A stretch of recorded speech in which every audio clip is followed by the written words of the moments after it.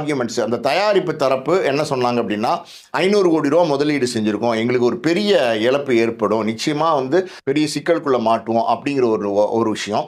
இன்னொன்று வந்து நாங்கள் ஓடிடி சேனலுக்கு வந்து இந்த படத்தை கொடுத்துட்டோம், 28 நாளில், அதாவது பிப்ரவரி 6ஆம் தேதி போல் இந்த படத்தை வந்து ஓடிடியில் அமேசான் பிரைமில் கொடுத்துருக்காங்க. டெலிகாஸ்ட் பண்ணுறதுக்கு அவங்க தயாராகிருக்காங்க. அவங்களுக்கு வந்து நாங்கள் குறித்த நேரத்தில் கண்டென்ட் கொடுக்கணும்.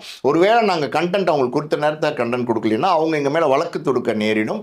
அவங்க வந்து எப்போ படத்தை ரிலீஸ் பண்ண போகிறீங்க அப்படின்னு தொடர்ந்து வந்து எங்களை கேட்டு மன உளைச்சலுக்கு ஆளாக்குறாங்க எங்களுடைய தயாரிப்பாளரை அப்படின்னு அவங்க சொல்கிறாங்க. இன்னொரு பக்கம் அப்படின்னா 14 கட்ஸ் அவங்க சொன்னாங்க.